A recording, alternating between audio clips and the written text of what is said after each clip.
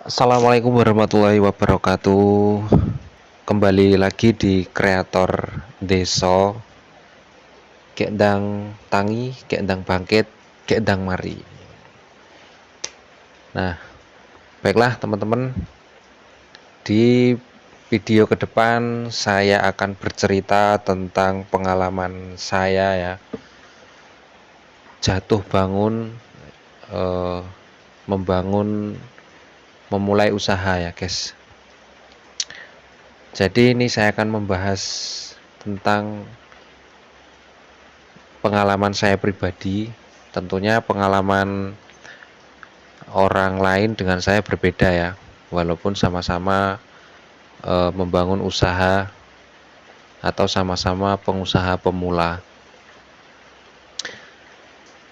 Ya, ini saya akan membahas kesalahan guys. Kesalahan ketika membangun usaha. Kesalahan ketika memulai mendirikan suatu usaha. Kesalahannya di mana? Nah, menurut saya itu yang pertama yaitu di modal ya guys. Nah, ini banyak sekali persepsi bahwa modal awal usaha itu harus hutang. Nah, ini ya teman-teman ya, ini kesalahan awal. Sedangkan kita belum tahu proyek kita ke depan atau perjalanan usaha kita ke depan itu seperti apa. Kita itu belum tahu ya guys ya. Nah, itu yang rata-rata dilakukan oleh kebanyakan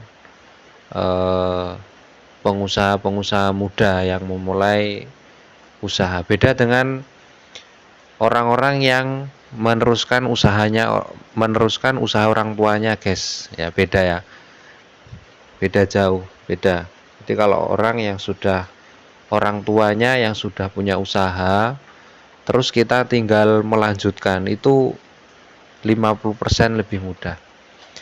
Tapi kalau kita membangun usaha dari nol, nggak punya modal sama sekali, dan akhirnya hutang, entah itu dari kerjasama bagi hasil atau dari bank dan sebagainya. Nah, itu menurut saya kesalahan paling pahit ya guys yang saya alami.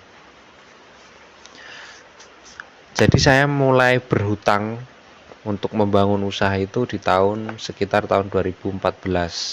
Saya ingat betul ya, pada waktu itu saya utang yang basicnya bank syariah ya guys.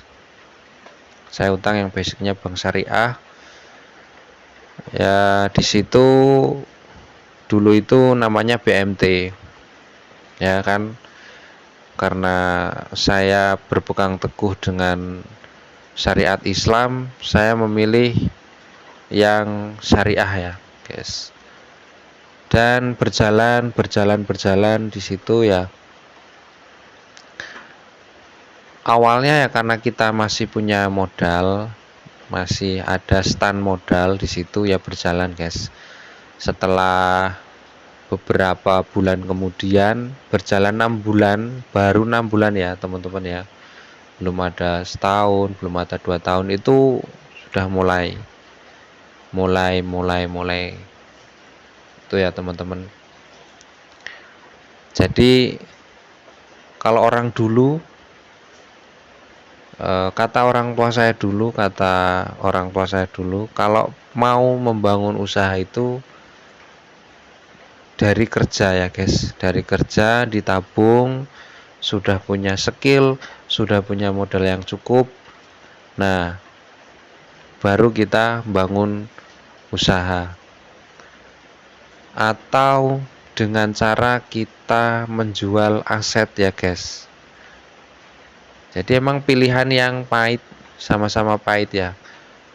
Antaranya kita bayar utang terus menerus dan kita kehilangan aset. Contohnya misalnya kita punya tanah ya, 1 hektar, kita bagi 2, kita jual yang setengah hektar buat modal usaha ya guys.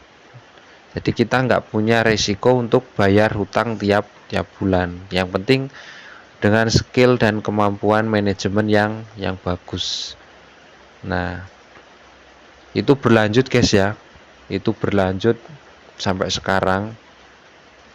Masih pahit ya guys ternyata ya. Tuh, satu kesalahan teman-teman ya.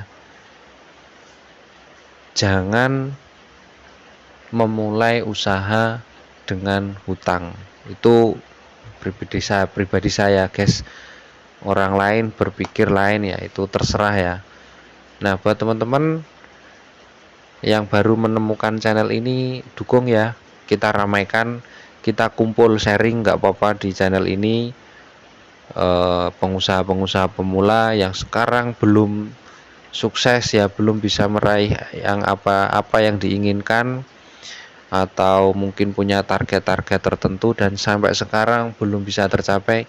Mari kita kumpul di channel ini, kita bahas bareng-bareng ya, apa yang perlu dibahas. Seandainya saya mampu, saya akan bahas ya teman-teman ya.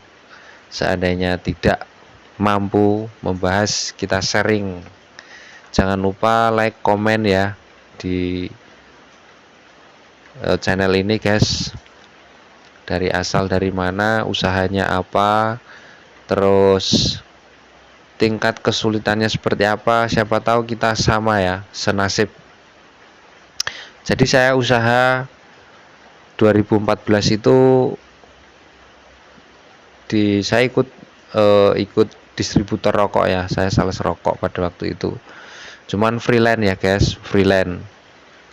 Nah, jadi saya punya target pada waktu itu, seandainya punya modal sekian, saya bisa nutup toko grosir ya guys ya, sekian. Wah, keuntungan saya ini lumayan ini kan gitu ya. Tapi enggak teman-teman ya, enggak sesuai, tetap enggak sesuai teman-teman ya. Kembali ke rezeki kita masing-masing. Oke, semoga bisa bermanfaat teman-teman ya cerita saya di video kali ini. Lanjut part 2 ya teman-teman. Nanti ada lagi banyak sekali kisah-kisah saya dari tahun 2014 itu sampai seterusnya ya. Dari tahun 2014 sampai sekarang tahun 2025 ya. Banyak sekali cerita-cerita, pengalaman-pengalaman pahit yang saya alami. Saya akan cerita di channel ini teman-teman ya. Siapa tahu bisa memberikan pencerahan buat teman-teman ya, supaya teman-teman tidak mengalami hal serupa yang saya alami. Oke, sampai di sini dulu. Saya akhiri, wassalamualaikum warahmatullahi wabarakatuh. Keendang tangi, keendang bangkit, keendang mari.